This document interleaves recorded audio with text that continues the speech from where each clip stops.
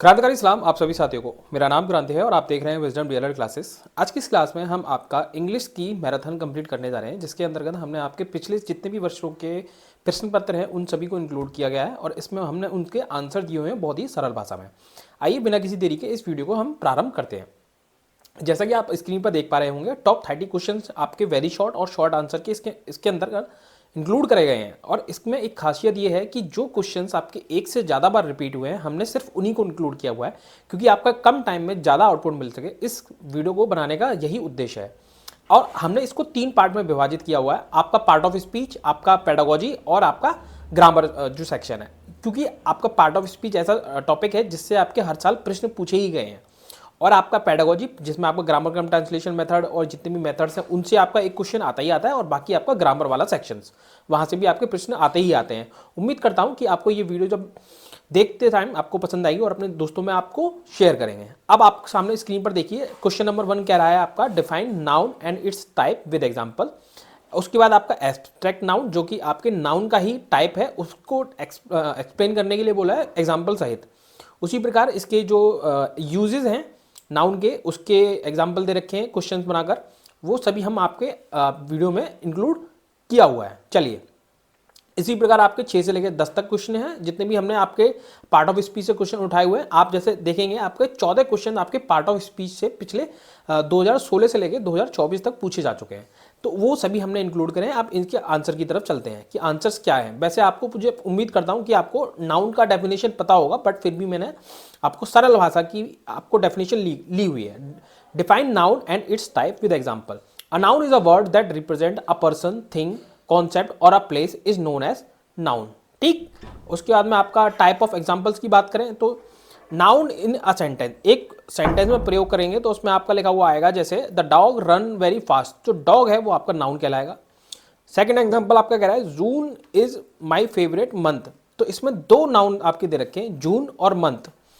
तो आप जैसे ही आपको इस टाइप के एग्जाम्पल नजर आएंगे, आपका दिमाग तुरंत अलर्ट हो जाना चाहिए कि ये जो चीज़ सामने आपकी स्क्रीन पर आ रही है, ये जो चीज़ है वो हमें नाउन की तरफ इंडिकेट कर रही है। उसी प्रकार आपका तीसरा example teachers emphasise the importance of grammar, तो इसमें 3 नाउन का प्रयोग हुआ है। टीचर यानी नाम, इंपॉर्टेंस यानी महत्व, आपका ग्रामर आपका ये भी एक तरह का नाम है, तो ये आपका नाउन के अंतर्गत इंक्लूड होता है। अब इसके टाइप के बारे में भी पूछा हुआ है कि आपको टाइप भी आपको बताने एग्जाम्पल्स है। ये आपको डेफिनेशन होगी नाउन की, नाउन के एग्जाम्पल्स हो गए। इसके टाइप व्यक्तिवाचक संज्ञा, जातिवाचक संज्ञा, समूहवाचक संज्ञा, द्रव्यवाचक संज्ञा, भाववाचक संज्ञा, ये सभी आपको पता है। इंग्लिश में आपका नाम याद कर लीजिएगा क्योंकि आपको इंग्लिश में लिखना है, वहां पर हिंदी में नहीं लिखना है। प्रॉपर नाउन कहते हैं, कॉमन नाउन कहते हैं, कलेक्टिव नाउन कहते हैं, मटेरियल नाउन कहते हैं और एब्स्ट्रैक्ट नाउन कहते हैं। जो ये 3 हैं ऊपर के, वो काउंटेबल नाउन के अंदर आते हैं, और बाकी आपका जो भाववाचक संज्ञा और ये आपका द्रव्यवाचक संज्ञा है, ये आपका अनकाउंटेबल नाउन में आती है, जिसको हम मटेरियल नाउन और एब्स्ट्रैक्ट नाउन कहते हैं। आपका ये पहला क्वेश्चन का आंसर हो गया। अब दूसरे पे चलते हैं। एब्स्ट्रैक्ट नाउन, एब्स्ट्रैक्ट नाउन मतलब आपका भाववाचक संज्ञा। भाववाचक संज्ञा आपको शब्द से पता चल रहा होगा कि जैसे ईमानदारी है, हंसी है, साहस है, धैर्य है, जिसको नापा नहीं जा सकता। एक सबसे अच्छा तरीका ये होता है कि जिसको नापा ना जा सके, तोला ना जा सके, जिसको समूह में ना बांटा जा सके, वो सभी आपकी भाववाचक संज्ञा के अंतर्गत आती है। आप डेफिनेशन पढ़ लेते हैं। एब्स्ट्रैक्ट नाउन की डेफिनेशन क्या होती है? An abstract noun identify an idea, an emotion, a quality or a belief. Example of abstract noun are, जो आपके एग्जाम्पल है उसके एब्स्ट्रैक्ट नाउन के आपके ऑनेस्टी है, लाफ्टर है, प्रोग्रेस है, करेज है, पेशेंस है, लव है, सरप्राइज है, एंगर है, एंथुजियाज्म है। इसी प्रकार के आपके और एग्जाम्पल्स हैं। सेंटेंस के फॉर्म में वी ऑल लव ऑनेस्टी, आप सेंटेंस के फॉर्म में आपका एग्जाम्पल मैंने लिया हुआ है, वी ऑल लव ऑनेस्टी, हम सभी ईमानदारी को पसंद करते हैं। ये आपका उदाहरण हो गया। अब इसी को मैंने हिंदी में लिखा हुआ है, आप इसको पढ़ेंगे आपको समझ में आ जाएगा। ठीक है, आपका तीसरे क्वेश्चन पे चलते हैं। उसमें पूछ रहा है सुरेश लिव्स इन प्रयागराज। इसमें आपको नाउन को पहचानना है कि नाउन क्या है। तो सुरेश यानी नाम, प्रयागराज ये भी नाम, तो ये हमारे 2 हो गए नाउन। तो आप वहां पे अंडरलाइन करके लिख देंगे Suresh and Prayagraj is noun in this sentence. ठीक है, चलिए आप चलते हैं प्रश्न नंबर 4 पे। प्रश्न नंबर 4 क्या कह रहा है? Jatin speaks Hindi and Urdu. जतिन जो है वो हिंदी भी और उर्दू भी बोल लेता है। तो इसमें जतिन भी नाम है, हिंदी भी नाम है और आपका ये भी उर्दू भी नाम है, तो यानी ये आपकी संज्ञा के अंतर्गत आती है। और इधर मैंने आपके किस किस साल आपके प्रश्न पत्रों में ये प्रश्न पूछे गए वो मैंने यहाँ पे डाल दिया, 2017 में, 16 में, कब कब पूछा गया वो भी मैंने इंक्लूड किया हुआ है। Question number 5, point out the noun in the following. The crowd was very big. तो क्राउड जो है वो आपका नाउन हो जाएगा। उसके बाद filling the blank with the correct pronoun. अब इसमें कौन सा करेक्ट प्रोनाउन होना चाहिए? प्रोनाउन आपको पता ही है, जो संज्ञा के शब्दों पर जिन शब्दों का प्रयोग किया जाता है वो हमारे प्रोनाउन कहलाते हैं। ठीक है, the word has hurt its left wing, मतलब उसका जो लेफ्ट विंग है उस तो यहाँ पर इट्स का प्रयोग होगा। ठीक है, उसके बाद ये पूछ रहा है we always like boys who speak the truth. यहाँ पे हु जो है प्रोनाउन है, करेक्ट प्रोनाउन का आपको फिल करना है, तो आपका यहाँ पे आंसर हो जाएगा हु स्पीक द ट्रूथ। आपका क्वेश्चन नंबर 7 इंक्लूड हो जाएगा। ठीक, आप क्वेश्चन नंबर 8 पे चलते हैं। क्या कह रहा है? Everyone will take their own seat. आपको पॉजेसिव नाउन के बारे में इसमें पूछ रहा है, इसको रीराइट करना है पॉजेसिव प्रोनाउन के अंतर्गत। Everyone will take the seat which is their, ये इस तरह से आपका पॉजेसिव प्रोनाउन आपका लिखा जाएगा। अब इसके अंदर पार्ट ऑफ स्पीच में आपका एडजेक्टिव आता है जिसको हम विशेषण कहते हैं। उसको डिफाइन करने के लिए बोला एग्जाम्पल सहित। N adjective is a word that describe or modify a noun और प्रोनाउन। ये सभी को पता है, जो नाउन की या मतलब आपकी संज्ञा की और सर्वनाम की विशेषता को बताता है वो हमारे विशेषण कहलाते हैं। उसी को इंग्लिश में लिखना है, an adjective is a word that describe or modify a noun is known as adjective. उदाहरण के तौर पर आई लाइक ओल्ड हाउसेस, तो जो ओल्ड है वो हाउस की विशेषता बता रहा है, कैसा है, पुराना घर है, तो ओल्ड हो गया आपका। The boy is tall and skinny, जो बॉय की विशेषता बता रहा है कि वो लंबा भी है और पतला भी है, यानी दुबला भी बोल सकते हैं इसको। Jane is smarter than her brother, Jane जो है वो स्मार्टर है। जीन की विशेषता क्या बता रहा है कि वो अपने भाई से स्मार्टर है, तो स्मार्टर जो शब्द है वो हमारा विशेषण के अंतर्गत इंक्लूड हो जाएगा। ठीक है ना, क्वेश्चन नंबर 9 क्लियर हो गया आपका। क्वेश्चन नंबर 10 पे चलते हैं। Point out the adjective in the following sentence. आपको एडजेक्टिव को पता करना है, एडजेक्टिव यानी विशेषण, आपकी किस कौन सा शब्द आपकी विशेषता बता रहा है। तो लेडी की विशेषता क्या है? गॉर्जियस है, यानी सुंदर है, वो इसकी विशेषता बता रहा है, तो ये हमारा गॉर्जियस विशेषण कहलाएगा। अगला, lead is a heavy metal, ये आपको एडजेक्टिव फाइंड करना है, तो हैवी यानी भारी, मेटल है उसकी विशेषता बता रहा है, हैवी हमारा एडजेक्टिव हो जाएगा। अगला, the ship sustained heavy damage, तो अगेन हैवी शब्द आया तो वो हमारा एडजेक्टिव। आप देख रहे हैं 2023 में भी सेम क्वेश्चन रिपीट हुआ है, 2016 में भी सेम क्वेश्चन रिपीट हुआ है, बस उसकी सेंटेंस में जो हैवी है वो आपका सेम है, बाकी वो चेंज कर दिया है। तो मैंने इस तरह के भी आपके क्वेश्चन लिए हुए हैं जिससे आप भ्रमित ना हो। Question number 13, there has not been sufficient rain this year, तो सफिशिएंट शब्द है वो आपका एडजेक्टिव कहलाएगा। ठीक है, क्योंकि सफिशिएंट मतलब उतनी बारिश नहीं हुई जितनी हर साल होती थी, जो उतना शब्द बता रहा है हिंदी में हमारा वो आपका विशेषण शब्द की विशेषता है। 14वां क्वेश्चन आपका क्या है? आपको इसमें एक करेक्ट वर्ब फिल करनी है। वर्ब आपका पार्ट ऑफ स्पीच के अंदर आता है, उसमें सिर्फ एक ही प्रश्न पूछा गया 2022 में इस वर्ब से रिगार्डिंग, और डेफिनेशन पूछ ली है, लेकिन एज अ यूज के बेसिस पे आपका ऐसे ही एक क्वेश्चन पूछा गया। One of the boy in college fallen ill, तो हैज और हैव क्या आएगा? तो हैज आएगा। ठीक है, one of the boy in the college has fallen ill, आपका 14वें क्वेश्चन का आंसर हो गया। अब चलते हैं हम आपके 15वें क्वेश्चन की तरफ, और यहाँ से आपका पेडागोजी सेक्शन स्टार्ट होता है।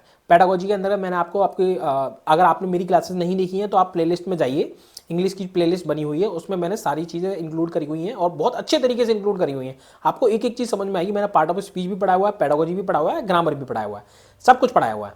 तो चलिए बिना किसी देरी के शुरू करते हैं इसको। क्वेश्चन नंबर 15 क्या कह रहा है? क्वेश्चन नंबर 15 कह रहा है लैंग्वेज गेम जो है उसको डिफाइन करना है आपको। What is the importance of a language game in a English language teaching. आप जब इंग्लिश पढ़ाते हैं तो उसमें लैंग्वेज गेम्स की क्या भूमिका होती है? तो क्या कह रहा है? To learn the English in proper way some games are provided which are called language games. जब आप इंग्लिश सिखाते हैं तो कुछ गेम की सहायता लेते हैं आपको अंग्रेजी सिखाने के लिए, तो वही हमारे लैंग्वेज गेम्स कहलाते हैं। इसी को हिंदी में मैंने रूपांतरित कर दिया है, जिसको भी आपको समझने में दिक्कत हो वो ऐसे समझ सकता है। अब इंपॉर्टेंस की बात करें, इंपॉर्टेंस क्या होता है? Language games play very important role in learning, मतलब भाषा सीखने में लैंग्वेज गेम जो है वो महत्वपूर्ण भूमिका निभाते हैं। ये पहली इंपॉर्टेंस है। It is necessary to make teaching learning process enjoyable और इंटरेस्टिंग और ईजी। जो आप भाषा सिखा रहे हैं वो आपकी इंजॉयबल होनी चाहिए और इंटरेस्टिंग होनी चाहिए और सरल होनी चाहिए, ये आपकी दूसरी विशेषता हो गई। The learner understand better when they are active, जब बच्चा एक्टिव होगा।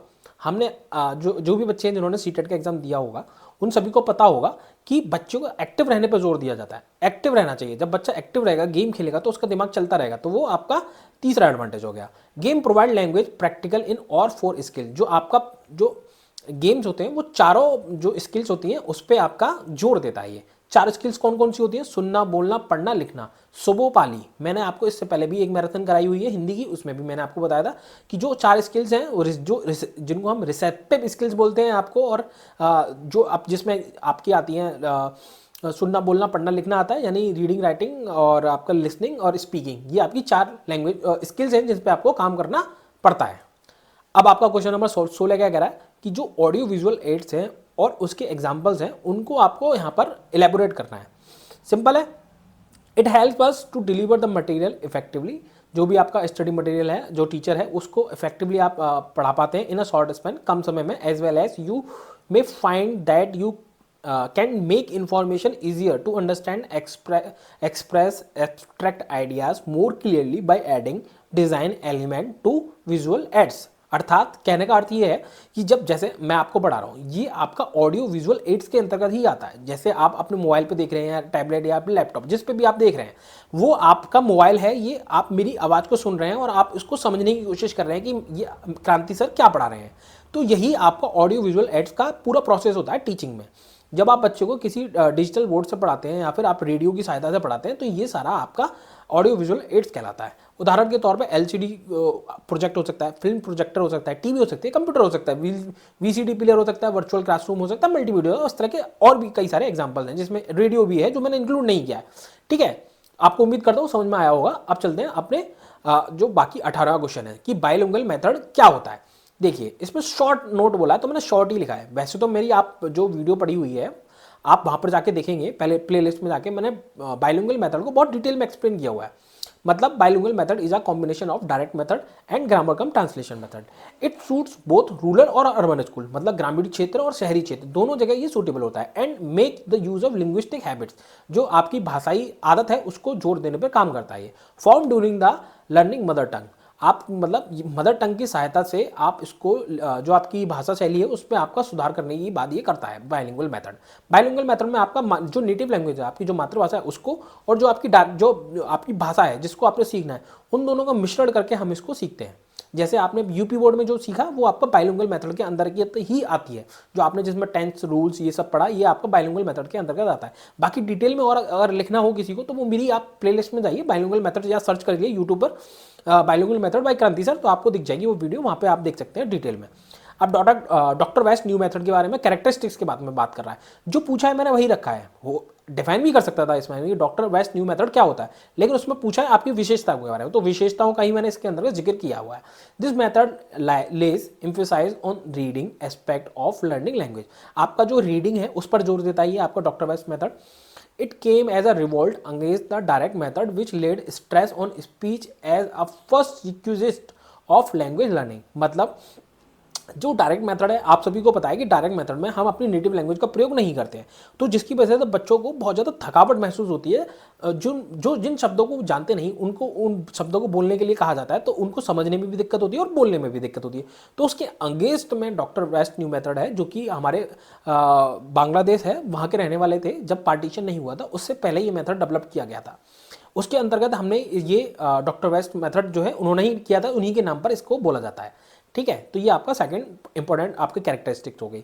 ही believe that Indian student must be able to read English then to write it, मतलब पहले उसे पढ़ना आना चाहिए, फिर उसे लिखना आना चाहिए, एट लास्टली टू, और उसके बाद अंत में उसको बोलने के लिए फोर्स करना चाहिए, एंड अंडरस्टूड द स्पोकन, जिससे वो बोलना जो है अपने आप ही सीख जाएगा।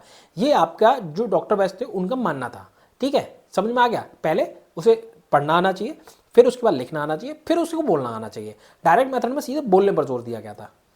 उम्मीद करता हूँ अभी तक आपको समझ में आया होगा। चौथा और पांचवा मैंने आपके 5 कैरेक्टरिस्टिक्स लिए हुए हैं, आपको लिखना वैसे 4 ही है, तो आपको जो भी लगे मेरे काम का है वो आप लिख सकते हैं, जो रहे वो उसको आप छोड़ भी सकते हैं। Indian student have more chance of hearing incorrect English, जब आप इसमें जो जिन शब्दों के बारे में बच्चों को नहीं पता, जैसे डायरेक्ट मेथड में, तो वो कुछ शब्दों को गलत अर्थ ले सकते हैं, गलत बोल सकते हैं, तो वो इसमें अवॉइड होता है। So it would be better to divert their attention toward the books, तो जिससे वो जब पढ़ेंगे तो उनको पढ़ने से जो उनकी शब्द का मीनिंग है और उच्चारण है वो ऑटोमेटिकली सही हो जाएगा। ये डॉक्टर वेस्ट का मानना था। Use mother tongue is allowed when ever necessary, इस मेथड के अंतर्गत जो आपकी मदर टंग है उसको अलाउ था जब भी आप बोलना चाहें। इसी को मैंने हिंदी में लिखा हुआ है, जिसको भी समझ में नहीं आया हो वो हिंदी में यहाँ पे देख सकता है। अब चलते हैं आपके नेक्स्ट क्वेश्चन पे। अब आपका जो जो आपका रिमेनिंग पोर्शन रह जाता है वो आपका रह जाता है पोइट्री और प्रोज, जिसमें आपने देखा होगा, जितने भी आप प्रीवियस ईयर के पेपर जो भी बच्चे देखते होंगे उसमें देखते होंगे पोइट्री का सेक्शन जो है, वैसे तो आपके सिलेबस में कहीं हल्का सा एक चैप्टर दिया हुआ है, लेकिन आपके क्वेश्चन जरूर आता है उसमें से। तो मैंने जितने भी क्वेश्चन प्रीवियस ईयर में रिपीट हुए वो सभी मैंने पोइट्री के इंक्लूड किए हुए हैं। बिना किसी देरी के चलते हैं आपके प्रश्नों पर। 20, 21, 22 आपके तीनों सेम ही क्वेश्चन है, बस लैंग्वेज अलग कर दिए, तो मैंने एक ही में इंक्लूड कर लिया इनको। देखिए इसमें क्या बोला हुआ है कि एम क्या है, उद्देश्य क्या है, इसके बारे में आपकी पोइट्री टीचिंग के बारे में बात करी जा रही है। सेल्फ एक्सप्रेशन, जब भी बच्चा पोइट्री करता है तो अपने अंतर जो भाव होते हैं उनको एक्सप्लेन करता है। एंटरटेनमेंट, आपको मनोरंजन बनाती है पोइट्री। टीचिंग टूल है, मतलब पोइट्री के जरिए बच्चों को सिखा सकते हो, ये आपका एम होना चाहिए, उद्देश्य होना चाहिए, एडवांटेज होना चाहिए। शेयरिंग आइडियाज, बच्चे जब पोइट्री करते हैं तो वो अपने एक दूसरे के आइडियाज़ को शेयर करते हैं। क्रिएटिंग इमेजिनरी, इमेजेस बनाते हैं, मतलब अपने दिमाग में इमेजिनरी, जैसे आपने कोई बोला कि एक घोड़ा लहलहाते खेतों से दौड़ता हुआ चला आ रहा था, तो बच्चों के दिमाग में या आपके भी दिमागों में जब मैंने बोला होगा कि एक घोड़ा लहलहाते खेतों से दौड़ते चला आ रहा था, तो आपको एक खेत दिखा होगा, वहाँ पे हरियाली दिखी होगी, वहाँ से आपको घोड़ा आते हुए दिखाई देगा, वो इमेज आपकी क्रिएट हो रही होगी, तो जिससे बच्चे की जो इमेजिनरी पावर है वो स्ट्रांग होती है। ठीक है, तो appealing to the reader emotions, आपके जो रीडर है उनके इमोशंस पर जोर देता है ये। रेजिंग अवेयरनेस, और अवेयरनेस के बारे में भी बताता है, तो वही मैंने इंक्लूड किया हुआ है। उसके बारे में इसमें जैसे आप देखेंगे सामने स्क्रीन पर कि आपको poetry can be a way for a poet to express their thought and feelings. इसके अंदर का हमने डिटेल में और अच्छे से पढ़ा हुआ है कि poetry can be a way to poet express their thought and feelings, जो फीलिंग्स हैं उनके बारे में, थॉट्स के बारे में, उसको एक्सप्लेन करने के बारे में दिया हुआ है। तो वही जो मैंने आपको जो पॉइंट बताए उनको मैंने थोड़ा डिटेल में एलेबोरेट कर दिया, जिससे आपको उन शब्दों को समझ में ना आए। जैसे इंटरटेनमेंट आप बनाकर भी लिख सकते हैं कि जो पोइट्री है वो बच्चों को इंटरटेनमेंट करती है। टीचिंग टूल्स, जो पोइट्री है उससे जो टीचर है वो बहुत अच्छे तरीके से क्रिएटिवली, इमेजिनरी और क्रिटिकल थिंकिंग की सहायता से उनको वो पढ़ा सकता है। शेयरिंग आइडियाज़, पोइट्री से आपने कई पोइट देखे होंगे, जैसे हमारा कुमार विश्वास हो गया या फिर और भी हरिवंश राय बच्चन हो गए, ये सभी पोइट्री हैं जिनके आइडियाज़ से हम अपने थॉट्स डेवलप करते हैं, जो आइडियाज़ डेवलप होते हैं। इन सभी के बारे में आपने देखा होगा। रीडर्स के इमोशंस को जोर देता है। ठीक है, तो ये सभी आपके जो एम होते हैं पोइट्री के वो इंक्लूड किए हुए हैं। मैंने आपके 6 आपके पॉइंट है वो इंक्लूड करे, लिखने आपको 4 ही है, तो आप जो भी आप 2 आपको एलिमिनेट करने हो आप अपनी समझ से एलिमिनेट कर सकते हैं। और मैंने इसका हिंदी में भी रूपांतरण किया हुआ है, अगर आपको किसी को भी समझ में आना आए तो आप वो मेरी जो प्लेलिस्ट है उसमें जाएंगे, आपको वहाँ पे मिल जाएगा। Write any 2 aims of teaching prose, जो टीचिंग प्रोज है मतलब आपको उसके बारे में एम हमने भी पढ़ा वो पोइट्री था, ये है प्रोज यानी गद्य और पद्य जिसके बारे में बात कर रहे हैं। To develop the student imagination, आप बच्चों की इमेजिनेशन को डेवलप करते हैं। Love for the natural object, जो नेचुरल ऑब्जेक्ट हैं उनके प्रति आपका प्यार आता है, तो ये आपका टीचिंग प्रोज के अंतर्गत आता है। To acquaint the student with the writing style, मतलब राइटर स्टाइल जो होता है, जो छात्रों जो बेसिकली आपका जो राइटर है वो उसकी लेखन शैली से बच्चे प्रभावित होते हैं, उसके बारे में आपका ये एम होता है, ये आपका प्रोज का। To give certain fact and lesson through the story, आपने जब भी जैसे आपने देखा होगा मोरल साइंस करके एक किताब चलती है छोटे बच्चों के, तो उसमें कहानियाँ जो होती हैं उसमें एक मोरल होता है, तो यही आपका एम होता है टीचिंग प्रोज का। जब आप कोई प्रोज यानी आप गद्य पढ़ा रहे हैं आप किसी बच्चों को, तो उसमें एक मोरल ऑफ द स्टोरी होना चाहिए। To shape the student character, जो छात्र है उसका चरित्र को आकार देना, ये भी आप इसका उद्देश्य कह सकते हैं। नीचे मैंने लिखा हुआ है छात्र की काल्पनिक जो शक्ति होती है और प्राकृतिक वस्तुओं के प्रति प्रेम का विकास करना, छात्रों को लेखक की शैली से परिचित कराना, कहानी के माध्यम से कुछ तथ्य और सीख देना, छात्र के चरित्र को आकार देना। ये आपका 23 का एग्जाम्पल ये आपका कह सकते हो बेसिकली। अब आपका लास्ट पोर्शन आता है, लास्ट पोर्शन में जिसमें हमने आपके जो पॉल्यूशन हो गया, द वैल्यू ऑफ हेल्थ हो गया, इस तरह के कई सारे टॉपिक्स होते हैं जो आपके एग्जाम में पूछ लेता है, जिन पे आपको 4 शब्द लिखने होते हैं। ठीक है, और कुछ ग्रामर में आपके सेंटेंस खराब होते हैं या बेसिकली गलती होती है उसमें, उसको आपको करेक्ट करने के लिए दे दिया जाता है। तो ये बार बार रिपीट हुए हैं जो क्वेश्चन, वो मैंने इंक्लूड कर लिए हैं, वही जो इंपॉर्टेंट है वही लिए हैं, मैंने फालतू चीज़ आपके इंक्लूड नहीं की हुई है। अब चलिए हम देखते हैं कि पॉल्यूशन पे 4 शब्द क्या लिख सकते हैं। देखिए आप इंग्लिश में भी और हिंदी में भी दोनों लिया हुआ है, जिसको जिससे जैसे कंफर्ट हो वैसे वो देख सकता है, लेकिन आपको लिखना इंग्लिश में ही है, तो आप हिंदी की सहायता से इंग्लिश में लिखने का प्रयास कीजिएगा। सबसे पहला पॉइंट है pollution is introduction of containment into the natural environment which can harm the plant and Mankind. आपको पढ़ के समझ में आ रहा होगा कि पॉल्यूशन की वजह से जो मैनकाइंड है यानी मानव जाति है उसको और हमारी जो धरती है उसको बहुत ज़्यादा प्रदूषण और बहुत ज़्यादा डैमेज सफ़र करना पड़ता है। पहला आपका ये लाइन लिख सकते हो आप। Pollution can be in the form of any substance. जो पॉल्यूशन है वो किसी भी सब्सटेंस के तौर पर हो सकता है, चाहे वो एनर्जी के तौर पे हो सकता है, सॉलिड के फॉर्म में हो सकता है, लिक्विड गैसेस हो सकता है, रेडियो एक्टिविटी हो सकती है, हीट हो सकती है, साउंड हो सकती है, लाइट हो सकती है। जैसे आपने देखा होगा दिल्ली में एयर जो है बहुत ज़्यादा पॉल्यूटेड है, उसी प्रकार आपने भोपाल में देखा होगा कि गैस लीक की वजह से कई लोगों की जान गई। उसी प्रकार आप देखते होंगे कि जो हमारी ज़मीनें हैं बहुत कूड़ों का टन भरा हुआ है, तो वो हमारी ज़मीनों को ख़राब कर रहा है। तो इस प्रकार के पॉल्यूशन हमारे जो धरती है उसको और मैनकाइंड को ख़राब कर रही है। ये आप दूसरा पॉइंट लिख सकते हैं। Pollution can affect the land, air, water and can distribute the balance of the ecosystem. मतलब आपका डिस्टर्ब कर सकता है बैलेंस ऑफ द इकोसिस्टम। जो इकोसिस्टम बना हुआ है हमारा पृथ्वी का, जिसमें हम सभी मानव जाति और पशु जातियाँ और जितनी भी क्रीचर्स हैं वो एक साथ मिलकर रह रहे हैं, उसको पॉल्यूशन हमारा डिस्टर्ब कर सकता है। आपने देखा होगा, सुनने में आता होगा कि बहुत ज़्यादा हीट पड़ रही है, ग्लेशियर पिघल रहे हैं आपके, तो ये सभी जो है पॉल्यूशन का एक कारण हो सकता है जिसकी वजह से ये सारी चीज़ें अफेक्ट हो रही हैं। Pollution can impact our lifestyle. Pollution की वजह से आपने देखा होगा कि लोगों को लंग्स कैंसर हो जाते हैं, किसी को कोई और चीज़ हो जाती है। आपने दिल्ली में जितने भी लोग होंगे या डॉक्टर होंगे एम्स के, वहाँ से सुना होगा एक तरह का वायरस है पॉल्यूशन में जो कहीं और नहीं पाया जाता, जो सिर्फ दिल्ली में पाया जाता है, जिसकी वजह से लंग्स आपके खराब हो जाते हैं। ठीक है। प्रदूषण के बारे में कुछ पंक्तियां इस प्रकार है, हिंदी में मैंने लिखा हुआ है, आपको अगर समझना हो आप हिंदी में भी पढ़ सकते हैं। सिंपल भाषा में लिखा हुआ है, प्रदूषण हमारी जीवन शैली को प्रभावित कर सकता है और ग्लोबल वार्मिंग में योगदान दे सकता है। ठीक है, ये हमारे सभी जितने भी बिंदु हैं मैंने लिखे हुए हैं। अब उसके बाद हम चलते हैं वैल्यू ऑफ हेल्थ। हमारी जो हेल्थ है उसके बारे में 4 शब्द लिखने हैं, मैंने आपके 6 लिए हुए हैं, जो अभी आपको कंफर्टेबल लगे वो आप लिख सकते हैं। सबसे पहला लॉन्जीविटी। लॉन्जीविटी का मतलब आप अगर आपकी हेल्थ अच्छी रहेगी तो आप लंबा जीवन जिएंगे। डिसीज प्रिवेंशन, आपको बीमारी लगने से बचाव होगा आपका अगर आप अच्छी हेल्थ लाइफ स्टाइल एडॉप्ट करेंगे। मेंटल हेल्थ, आपकी मेंटल हेल्थ स्ट्रांग रहेगी। एनर्जी एंड प्रोडक्टिविटी, आप बहुत ऊर्जावान और बहुत मतलब आपका काम जल्दी होगा, आप उसके प्रति अग्रसर रहेंगे, तो आपका चौथा पॉइंट है। फाइनेंशियल शेविंग, आपका पैसा बचेगा तो आप उस पैसे को कहीं और लाएंगे तो आपकी फाइनेंशियल शेविंग रहेगी वो, क्योंकि आपने देखा होगा, कई आपने सुने भी होंगे कि अगर एक घर में बीमार हो जाए तो पूरा घर बर्बाद हो जाता है। उसका कारण यही है कि हमारी जो हॉस्पिटल्स हैं उसमें बिल इतने ज़्यादा आते हैं, हमारा जो आपका मेडिकल सिस्टम है बहुत ज़्यादा महंगा है। आपका छठा है सोशल वेल बींग। इसके अंतर्गत हम आपका जितनी भी सोशल वेलबींग है आप समाज में एक जागरूकता फैला सकते हैं कि हेल्दी लाइफ से आप बहुत कुछ अचीव कर सकते हैं। तो ये सारे आपके 6 पॉइंट हैं जिसके अंतर्गत आपको जो समझ में आए वो लिख सकते हैं। मैंने आपके कुछ पॉइंट लिए हुए हैं, आप इसको पढ़ेंगे आपको समझ में आ जाएगा। और उसके बाद भी अगर कोई दिक्कत हो तो मैंने आपके यहाँ पे हिंदी में भी लिया हुआ है, जिससे आपको हिंदी में, अगर किसी को इंग्लिश में समझने में दिक्कत आए तो हिंदी में यहाँ पढ़ सकता है।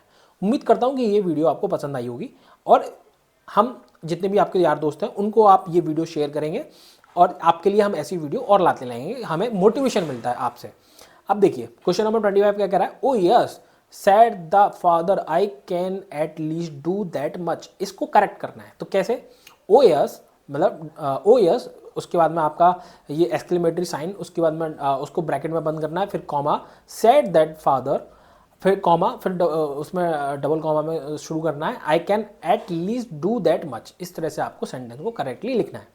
उसी प्रकार 26वां प्रश्न कह रहा है when I was in Delhi I visited the Red Fort, Qutub Minar, Rajghat, India Gate. आपको देख के ही पढ़ के समझ में आ रहा होगा कि रेड फोर्ट के आगे कॉमा नहीं लगाया, कुतुब मीनार के आगे कॉमा नहीं लगाया, राजघाट के आगे कॉमा नहीं लगाया, है ना। तो ये बेसिक चीज़ें हैं। तो when I was in Delhi comma I visited the Red fort, फिर कॉमा, कुतुब मीनार कॉमा, राजघाट के बाद यहाँ पे कॉमा आएगा, मैं लगाना मुझे लगता है मैं भूल गया हूँ, आप लगा लीजिएगा यहाँ पे। राजघाट के बाद यहाँ पे आएगा कॉमा, ठीक। उसके बाद इंडिया गेट। इस प्रकार आपकी जितनी भी वीडियो थी बहुत अच्छे से मैंने खत्म करी हुई है। जितने भी प्रीवियस के पेपर थे वो मैंने सारे इंक्लूड कर लिए हैं। आपके बस जो ऑप्शनल क्वेश्चन हैं वो नेक्स्ट वीडियो में इंक्लूड कर लूँगा। एक आपकी पूरी प्योर मैराथन लेंगे जिसमें हम आपकी 1.5 घंटे में या 2 घंटे में हम आपको पूरा इंग्लिश का सिलेबस खत्म करते हुए नजर आएंगे। उम्मीद करता हूँ कि ये वीडियो आपको पसंद आई होगी। और अगर आप ही को नहीं पता है तो मेरा नाम क्रांति है और आप देख रहे थे विजडम डीएलएड क्लासेस। और मेरे आप सभी से हाथ जोड़ के विनती यही है कि अगर आप यहाँ तक आ गए हैं तो कृपया करके सब्सक्राइब कर दीजिए। और हमारा टेलीग्राम चैनल की लिंक दे रखी है नीचे, अगर आपको ये पीडीएफ चाहिए तो वहाँ पर आपको ये पीडीएफ मिल जाएगी। मिलते हैं तब तक नेक्स्ट वीडियो में। तब